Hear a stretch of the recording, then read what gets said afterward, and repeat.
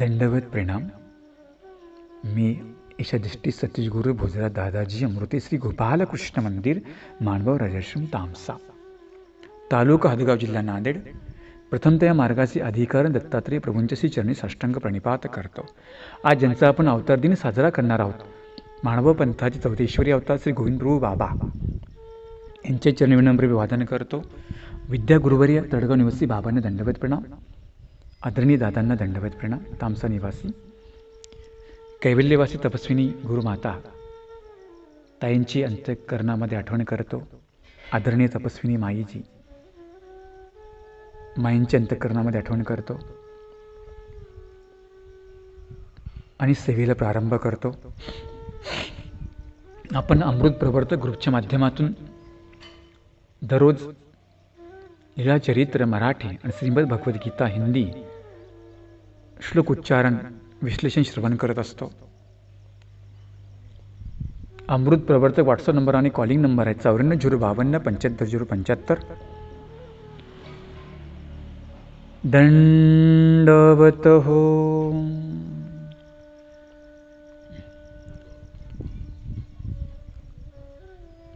नेमंबोदर संभूतं कानवादन्तनायक प्रभो नमामि गोविंदं जीवाविद्याविभंजकं श्री गोविंद प्रभु महाराज की जय. श्री प्रभू भेटी. श्री प्रभू भेटी म्हणजे श्री प्रभू बाबांची आणि सर्वज्ञ श्री चक्रधर स्वामींची भेट कशा प्रकारे झाली, त्याही अगोदर गोविंद प्रभू बाबांचा जन्म कुठे झाला, अवतार कशा प्रकारे झाला, आपण याची माहिती पाहणार आहोत. महादायसा प्रति सर्वज्ञे म्हणितले. महादायसाला स्वामी म्हणतात. रिद्धपूर प्रांती रिद्धपुराणी नांदी गाव माझारी दिडा गाव वाचिनी माने खेडनाव गवान. रिद्धपूर प्रांती म्हणजे रिद्धपुराच्या परिसरामध्ये, नांदी गाव माझारी दिडा गावाची निमाने म्हणजे दीड गावाची म्हणजे 4 कोस अंतरावर, म्हणजे 4 त्रिक 12, 1 कोस 3 किलोमीटरचा होतो. इथे दिडा गावाची म्हणजे 4 कोस अंतरावर काटसूर म्हणजे रिद्धपूर परिसरापासून 12 किलोमीटर अंतरावर काटसूर नावाचं गाव आहे. त्या ठिकाणी श्री प्रभू बाबांचा जन्म झालेला आहे. म्हणजे माता पितेच्या उदरी बाबांनी त्या ठिकाणी जन्म झाला, म्हणजे अवतार झालेला आहे. गर्भी अवतार स्वीकारला कान्नो ब्राह्मणाच्या आग्रही, म्हणजे कान्नो ब्राह्मण शाखेमध्ये लाड ब्राह्मण, कान्नो शाखा, असे लाड शाखा. आमचे स्वामी कसे होते? लाड शाखेमधले होते. स्वामी कुठल्या शाखेमधले होते? कान्नो ब्राह्मणाच्या आग्रही अवतार गर्भी अवतार स्वीकारिला, म्हणजे गर्भामध्ये अवतार स्वीकारिला. परमेश्वर 3 परीने अवतार घेतात. गर्भ, पतित का दवडणे. गोविंद प्रभू बाबांचा जो अवतार आहे तो गरिबीचा असून दवडण्याचा अवतार आहे.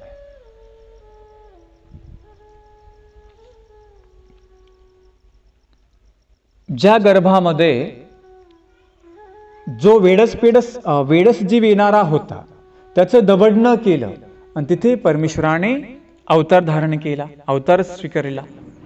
म्हणून आमचे श्री प्रभू बाबा वेडस होते. तिथे येणारा जो जीव होता त्याचे काय केले? त्यांनी देह धर्म, जीव धर्म स्वीकारले. म्हणून आमचे बाबा कसे होते? वेडस मूर्ती होती.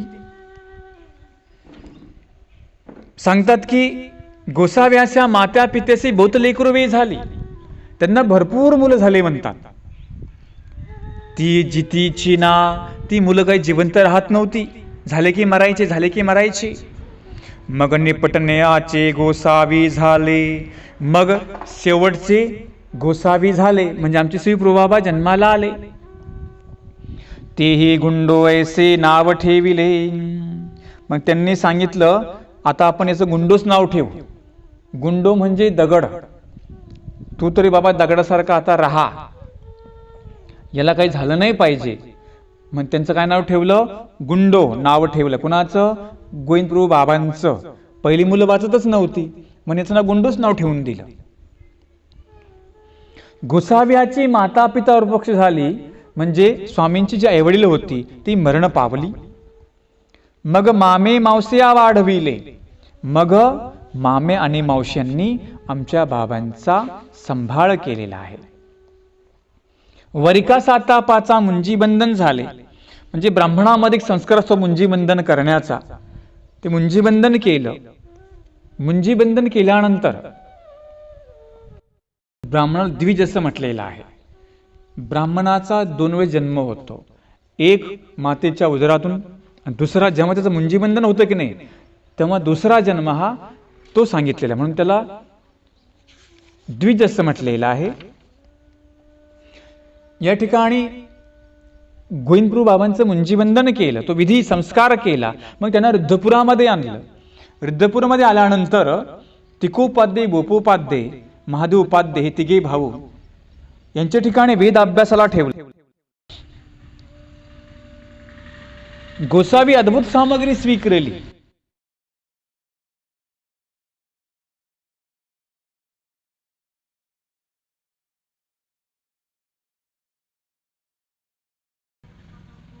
गोसाव्यांना एका दिवसामध्ये यायचं, ते अनेकांना एका महिन्यामध्ये येत नव्हतं. स्वामींना जे एका महिन्यामध्ये यायचं ते अनेकांना एका वर्षामध्ये येत नव्हतं.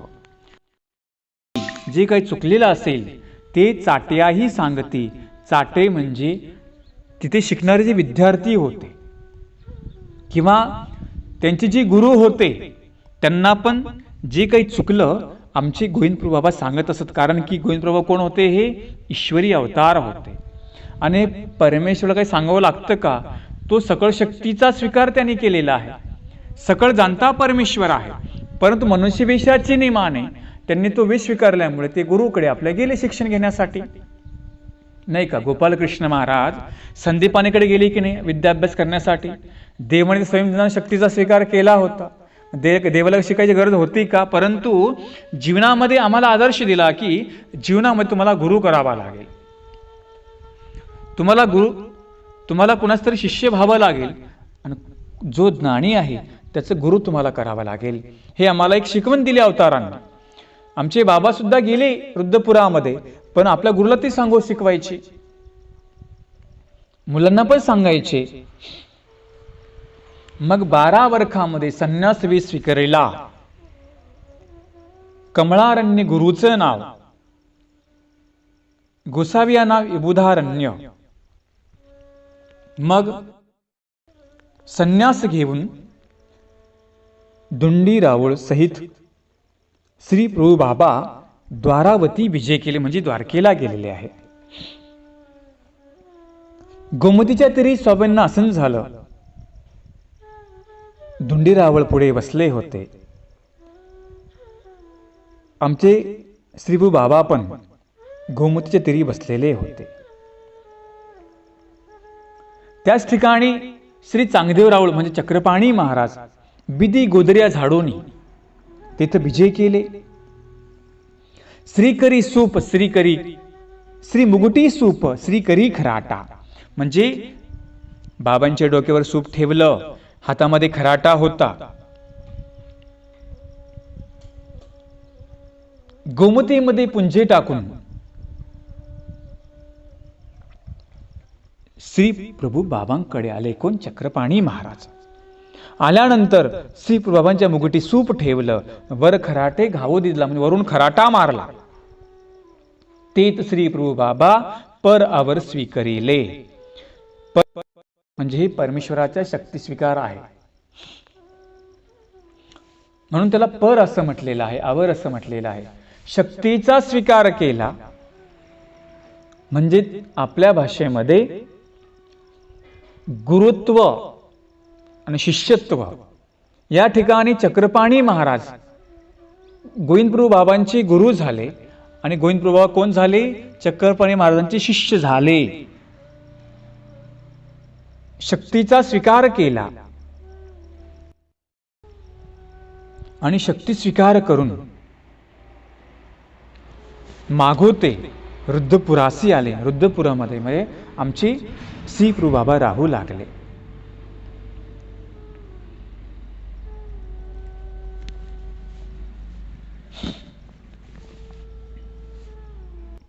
शक्तीचा स्वीकार करून रुद्रपूरमध्ये आल्यानंतर आमचे बाबा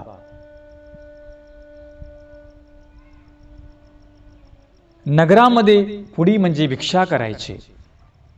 12 अथवा देवळ आरोगण करीती. 12 म्हणजे मोठ्या विहिरी अथवा देवळ, आरोगणा म्हणजे भोजन करायचे. झोळी धुवाव्याची प्रवृत्ती नाही, इतकी त्यांनी देहावर उदास झालेले होते. कोण? गोविंदप्रभू बाबा.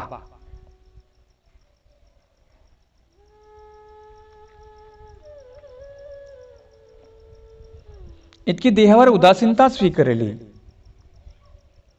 जर भिक्षा मागताना जर अन्न खाली झोळी कुजलेली होती, अन्न खाली सांडायचं, आमचे बाबा तो कण कण वेचून घ्यायचे.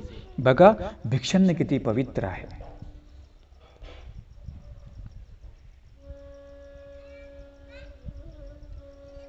गोसावी तिथूची बैसणी आरोगण करीती. त्या ठिकाणी बसून आमचे स्वामी काय करायचे?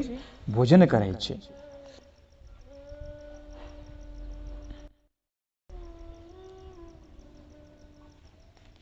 अशा प्रकारची ज्ञानापाठी वैराग्य उपजे. ज्ञान झालं, शक्ती स्वीकार झाला आणि मग वैराग्य धारण केलंय. कोणी? आमच्या गोविंदप्रभू बाबांनी. तसं आपल्यालाही ज्ञान झाल्यानंतर वैराग्य म्हणजे विरमता गुण अंगीकार करावा लागतो. ज्ञानानंतर आपल्या ठिकाणी संयम असणं फार गरजेचं आहे. ज्ञान ही अशी वस्तू आहे, झाल्यानंतर तिचं आचरण करावं लागतं. म्हणून परमेश्वर अवताराने जसे आमचे स्वामी पण होते, स्वामीने शक्ती स्वीकार केला. कुठे गेले आमचे स्वामी? सालबर्डीच्या पर्वताकडे गेले, जंगलामध्ये गेले. 12 वर्ष मौन राहिले. याही ठिकाणी गोविंदप्रभू बाबा चक्रपाणी महाराजापासून शक्ती स्वीकार केल्यानंतर तुरी अवस्था स्वीकारली, म्हणजे देहावर उदास. त्यानंतर आमचे गोविंदप्रभू बाबा रुद्रपूरमध्ये राहू लागले. चक्रपाणी महाराजांची शिष्य गोविंदप्रभू बाबा आणि गोविंदप्रभू बाबांचे शिष्य कोण? आमचे चक्रधर स्वामी. आणि चक्रपाणी महाराजांचे गुरु कोण? दत्तात्रेय महाराज. म्हणून दत्तात्रेय महाराज अधिकरण असं म्हटलेलं आहे. ही परंपरा पुढे आली. आज आपण गोविंदप्रभू बाबांचा अवतार दिन पाहत असताना काही लीळा मी तुम्हाला श्रवण करावे. गोविंदप्रभू बाबा रुद्रपुरी फार मोठी बाजारपेठ. 18 पगड जातीचे लोक त्या रुद्रपूरमध्ये होते. परंतु आमचे बाबा सगळ्यामध्ये जायचे, मिसळायचे. मातंगाच्या घरामध्ये जायचं, ब्राह्मणाच्या घरामध्ये जायचं, जो शूद्र असल्याच्या घरामध्ये जायचं, तिल्याच्या घरामध्ये जायचं. रुद्रपूर मधल्या प्रत्येक घरामध्ये आमच्या गोविंदप्रभू बाबांनी प्रवेश केला आणि सगळी जातीय विषमता नष्ट करून टाकली. हा ब्राह्मण वर्ग वरडायचा,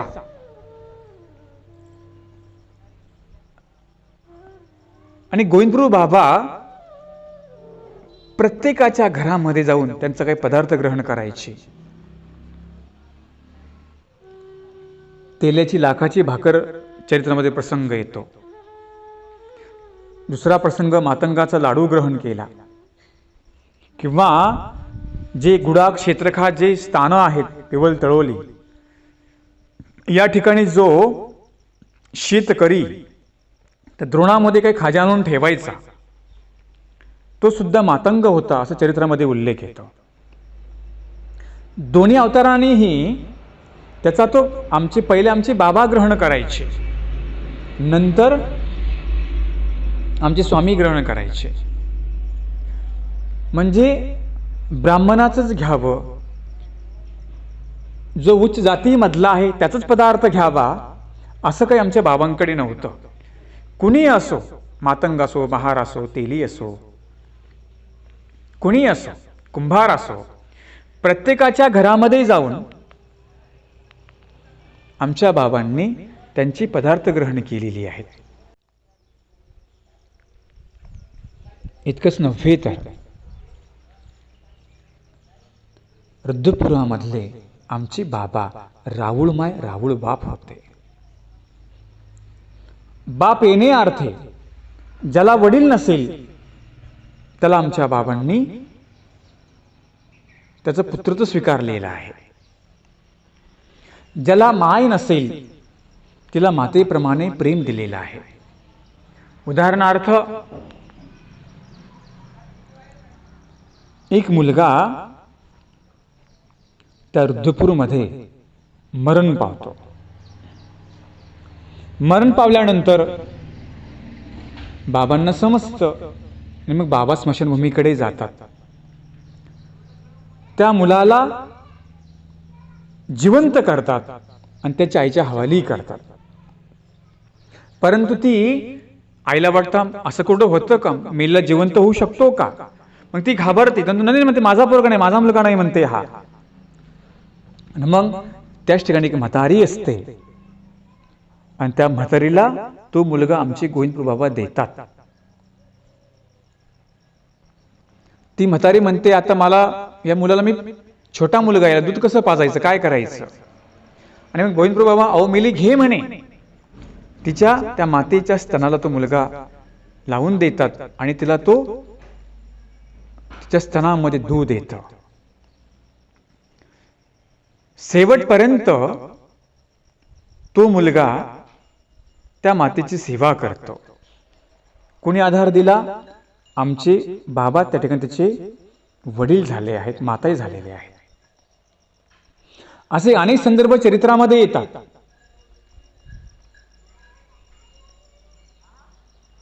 जसं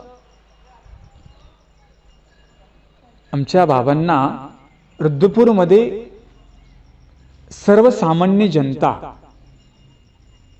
त्यांना वाटायचं बाबा आमचेच आहेत. प्रत्येकाला ते हवे हवेसे वाटायचे, कारण की ते प्रत्येकाच्या घरामध्ये जायचे, प्रत्येकाचे दुःख दूर करायचे. आमच्या बाबांनी रुद्रपूरमध्ये अनेकांची दुःख दूर केली. जसं वसू जीववने, बालक जीववने, किंवा एखादी बाई पाण्याला गेली असेल ते सांगायची बाबा मी पर्यंत माझ्या मुलाला सांभाळा बरं का. मग आमचे बाबा त्या मुलाकडे लक्ष द्यायचे. एखादी सासू असेल ती जर आपला सुनेला त्रास देत असेल तर बाबा तिला जाऊन तिथे शिक्षा पण करायची नाही का. रुद्रपूरमध्ये सासू सुनेची वीर आहे ना, सासूनेची वीर. सासू काय करायची, स्वतः तूप खायची, दही खायची, दूध प्यायची आणि त्या सुनेला ताक वाढायची. हे बाबांना समजलं, कारण परमेश्वर अवतार सर्वज्ञ आहे ना, त्यांना सगळं समजायचं. रुद्रपूरमध्ये काय चाललेलं आहे हे आमच्या बाबांना सर्व समजायचं. एक दिवस बाबा त्या घरामध्ये गेले आणि त्या सासा आणि सुनांचं भांडण चालायचं. आता बरोबर आहे, सून सगळी कष्ट करायची, सासू आयतं खात होती. आयतं खाल्ले घरामध्ये भांडणं होतातच. तुम्ही प्रपंच तुम्हाला माहिती आहे, दोघींची दररोज भांडणं चालायची. पण तिचं भांडण सत्यासाठी होतं. तिला वाटायचं मी मेहनत करते, सगळं करते, सासू मला तूप देत नाही, दूध देत नाही, स्वतः सगळं खाती. दोघींचं भांडण आमच्या बाबांनी मिटवलं. तेव्हापासून ती सासूसुनेची वीर आहे. सासूसुनेला जर खरा कोण न्याय दिला तो आमच्या बाबांनी 800 वर्षापूर्वी दिलेला आहे. त्यांची भांडणं मिटून टाकली. बाबा त्या घरामध्ये गेले, स्वतः हाताने तिला दूध पाजलं, तूप दिलं, दही दिलं. हिला म्हटलं खाय तू ताक. का ग, दरच तिला तू ताक देते, स्वतः दूध तूप खाते, तिचा जीव नाही का? हे तिला समजून सांगितलं. आणि मग तिला शासन करून तिला वाटलं हो हो, जसा माझा जीव आहे तसा हिचाही जीव आहे. तेव्हापासून त्या दोघींमध्ये कधी भांडणं झाली नाही. असे अनेक भांडणं आमच्या बाबांनी रुद्रपूरमध्ये मिटवले. म्हणून ते सर्वसामान्याचे राऊळ माय राऊळ बाप होते. स्पृश्य अस्पृश्य भेद जो आहे तो पहिला प्रहार आमच्या श्रीगुरु बाबांनी केलेला आहे. आता शासन सांगतं की याने केलं त्याने केलं. आता आंबेडकरांचं नाव घेतलं जातं. किंवा महात्मा फुलेंचं नाव घेतलं जातं, परंतु त्याचे गुरु कोण आहेत, त्यांचे गुरु कोण आहेत, खऱ्या अर्थानं बाबा आहेत. आता सरकारने आरक्षण दिलं, सुविधा दिल्या महिलांना. कोणी दिला? आमच्या परमेश्वर अवताराने हजारो लाखो वर्षापूर्वी अधिकार देऊन ठेवलेला आहे. जसं गीतेमध्ये सांगितलेलं आहे, वैश्य शूद्र ब्राह्मण क्षत्रिय सर्वांना मोक्षाचा अधिकार आहे. त्याचप्रमाणे कलियुगामध्ये चक्रपाणी महाराज, गोविंदप्रभू बाबा आणि सर्वज्ञ चक्रधर स्वामी या तिन्ही अवतारांनी सुद्धा तीच परंपरा पुढे चालवलेली आहे. परमेश्वराची भक्ती सर्व कोणीही करू शकतो, याला जातीचं अजिबात बंधन नाहीये. मानव संप्रदायामध्ये 18 पगड जातीचे लोक आहेतच की, फक्त इथे बंधन एकच आहे, तो निर्व्यसनी असावा हे आम्हाला बंधन आहे. परंतु तो कोण्या जातीचा आहे, कोण्या पंथीचा आहे कधी बघितला जात नाही. तो जर निर्व्यसनी असेल त्याला गुरुमंत्र दिला जातो, त्याला ईश्वर भक्तीचा अधिकार आहे हे महानुभाव पंथाने ठाम सांगितलेलं आहे. याची प्रेरणा कोण आहे? गोविंदप्रभू बाबा आहे. मातंगाचा लाडू खाणे, मातंगाच्या घरी पाणी पिणे, मातंगाच्या घरी भोजन करणे किंवा तेलाची भाकर खाणे, जो नीच समाज होता त्याही समाजापर्यंत आमचे बाबा पोहोचले आणि सर्वांना मोक्षाचा अधिकार आहे हे आमच्या बाबांनी सांगितलेलं आहे. गोविंदप्रभू बाबा कधी बोलले नाही, त्यांनी कुठं काही ज्ञान नाही सांगितलं, परंतु आपल्या कृतीने सर्वांना त्यांनी आपलंसं करून घेतलेलं आहे. तर स्वामी निरूपण केलं, आमच्या बाबांनी कुठेच निरूपण नाही केलेलं आहे, परंतु सगळा समाज रुद्रपूर मधले सगळे त्यांना काय म्हणू लागले? राऊळ माय राऊळ बाप, हाच माझा पिता, हेच माझी माता आहे, असे प्रत्येकाच्या हृदयावर आमच्या बाबांनी राज्य केलेलं होतं. आणि म्हणून सर्वसामान्यांचे दीनदलितांचे कैवारी कोण होते?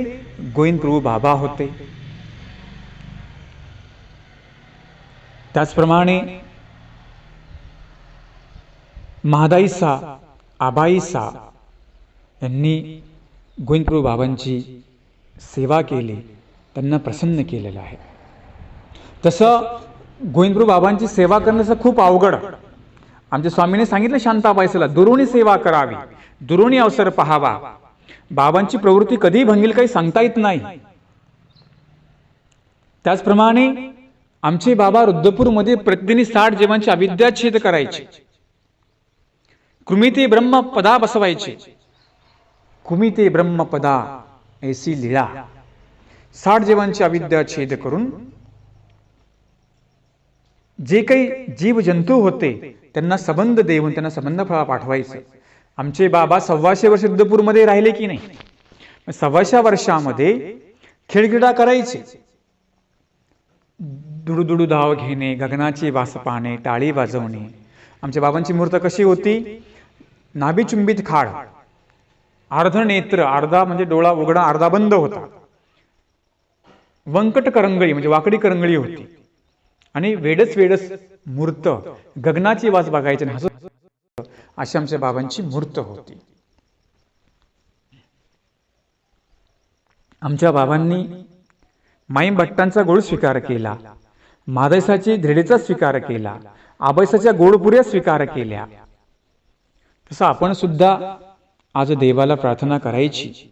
आपल्या उपहारामध्ये गोडपुऱ्या, गोड शेंगोळे, गूळ, शेंगदाणे, धिरडे, त्याचप्रमाणे पुरणपोळी, एवढे जे काही पदार्थ चरित्रामध्ये आलेले संदर्भ, ते पदार्थ आपण उपहारामध्ये बनवायचे. आज आपण देवाला उपहार दाखवून प्रार्थना करायची, देवा ज्याप्रमाणे आपण अनेक भक्तांच्या उपहाराचा स्वीकार केला, पदार्थांचा स्वीकार केला, माझ्या उपहाराचा स्वीकार करावा.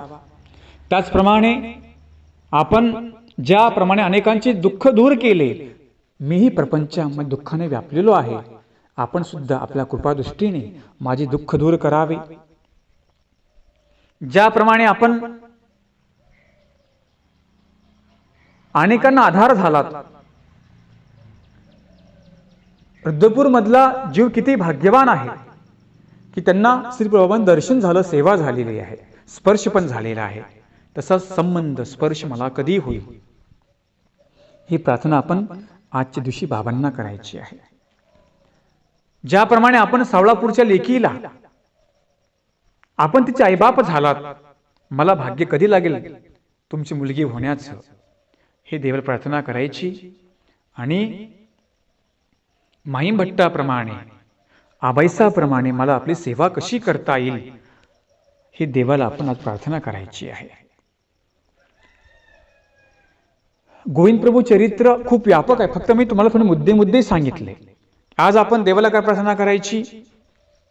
ज्याप्रमाणे आपण जीवांची अविद्या छेद केली, माझी अविद्या छेद कधी करणार, हे आपण देवाला प्रार्थना करा. स्मरण करा. जे काही चरित्र आपल्यापर्यंत येतात त्यांची आठवण करा. शेवटचा प्रसंग सांगतो. सावळापूरची लेक. रुद्धपूरजवळ गाव होतं सावळापूर. या मुलीला कुणी आईवडील नव्हते. नवरा तिला मारत राहायचा, तिला त्रास द्यायचा. तिला वाटलं कितीतरी सहन करणार हो, सहन करणं काही मर्यादा असतात की नाही. तिला बोलायचा, तिचा अपमान सारखा करायचा. मग तिला माहिती होतं की रुद्धपूरला गोविंदप्रभू बाबा आहेत, ते राऊळमाय राऊळ बाप आहेत. आणि मग एक दिवस नवरा तिला खूप बोलला, भांडण झालं. आणि ती लगेच सरळ तिने सांगितलं, मी माझ्या माहेरी जाते. पती विचार, तुला कोणतं माहेर आहे? म्हणतो, आई नाही, तुला बाप नाही, तुझं कोणतं माहेर? ते म्हटलं, हे नव्हे, रुद्धपूर राऊळमाय राऊळ बाप, ते माझं माहेर आहे, गोविंदप्रभू बाबांचा तिथे वास्तव्य आहे, तिथे आता मी जाते आहे. आणि मग ती सरळ रुद्धपूरला निघालेली आहे. ज्या नवऱ्याला वाटलं, सासूला वाटलं हिला कोण आई बाप आहेत, ते सुद्धा हिच्या पाठीमागे निघाले आणि सरळ ती सावळापूरची लेक रुद्धपूरच्या राजमठामध्ये आलेली आहे. आमचे बाबा आसनावर बसलेले आहेत. त्या दिवशी मूर्त प्रसन्न आहे आणि बाबा म्हणतात, लेकी येईल म्हणे, जावा येईल म्हणे. आणि काही कोणाला कळणं झालं काय नेमकं बाबांना म्हणायचं आहे. आणि ज्या दिशेने सावळापूर लेक येत होती की नाही, त्या दिशेने धावत चाललेले आहेत. सगळे भक्त माहीम भट्ट आचार्य स्वामींच्या पाठीमागे आहेत. कोण येते, कोण मुलगी स्वामींची अशी? बाबा एवढे प्रसन्न दिसतायत. आणि मग स्वतः सामोरे जातात, तिला घेऊन येतात. रुद्धपूरमध्ये आल्यानंतर ती रडते, इतकी रडते, इतकी रडते. म्हणते, बाबा तुम्हीच माझे आई बाप आहात, मला कुणी नाही. आणि मग स्वामी, अगो उगी उगी म्हणे, आम्ही आहोत, तुला तुला काही रडायचं कारण नाही. आणि मग बरेच दिवस ती लेक त्या ठिकाणी राहते. राहिल्यानंतर तिला आपल्या पित्याचं कर्तव्य, आई वडिलांचं कर्तव्य आमचे बाबा करतात. तिला चीर साडी चोळी घेतात आणि मग तिला वाटे लावतात. तो पती सुद्धा माफी मागतो. ते म्हणते, खरंच तुझं माहेर हे आहे. त्या दिवसापासून त्या पतीने त्या पत्नीचा कधी अपमान नाही केला. त्यालाही समजलं. आणि मग ती सावळापूरची लेक श्री बाबांना आपला माता पिता मानून निघून जाते. शेवटच्या प्रसंगी जेव्हा देहांत होतो, सांगतात की जो पण सावळापूरची लेक येत नाही तोपर्यंत आमच्या श्री बाबांना तिथून हलवत नाहीत. असा प्रसंग चरित्रामध्ये येतो. बघा किती प्रेम जोडलेलं होतं.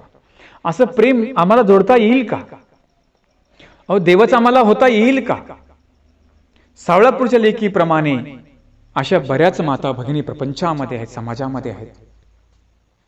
माताच नाही, अशी पुरुष काही आहे ज्यांना कोणी नाही. त्यांना कोण आहे? रुद्धपूर आहे. जे रुद्धपूर आमचं माहेर आहे. म्हणून ज्यांना माहेर नाही ना, त्यांनी कुठे जा? त्यांनी रुद्धपूरला जा, तिथे स्मरण करा, तिथे राहा. तसं परमेश्वर आपलं माहेर आहेच, कारण तिथेच सगळे आपले दोष सामोल्या जातात. मातेच्या ठिकाणी दोष सगळे सामोल्या जातात. परमेश्वर सकळ जीवांचे दोष पोटामध्ये ठेवतो. अशा प्रकारची लीळा, काही मुद्दे लीळा तुम्हाला मी सांगितल्या.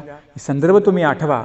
आणि बाबांचं मला कधी लेख होता येईल, मला पुत्र होता येईल का, अशा देवाला विनंती करा, होण्याचा प्रयत्न करा. एवढंच या अवतारानिमित्त सांगतो. जे काही आपण या अवतारानिमित्त जे काही लीळा तुमच्याकडे मी माझ्या परीने जे तुम्हाला मी सांगितल्यात, त्या लीळांची आठवण करा. याही लीळा तुम्हाला श्रवण ते आठवण करा, एवढंच सांगतो. आणि अमृत प्रवर्तक या ग्रुपच्या माध्यमातून ही प्रवचन आपल्यापर्यंत येत आहेत. ज्यांना अमृत प्रवर्तक ग्रुपमध्ये नित्यनेमाने सहभागी व्हायचं असेल त्यांनी 94 052 75 075 या नंबरला कॉल किंवा मेसेज करा. दंडवत प्रणाम. श्री गोविंद प्रभू महाराज की जय. याचं जे ऑडिशन आहे ते आमचे छोटा बंधू वैभव अमृते आणि सोनूताई अमृते भगिनीनेही केलं, सहकार्य केलं. प्रेरणा आहे आदरणीय दादाजी तामसा, आदरणीय गुरुजी तडगाव यांच्या प्रेरणेने, शुभचिंतनाने, आश्रमस्थ परिवाराच्या वतीने हे सगळं मी करू शकलो. दंडवत प्रणाम.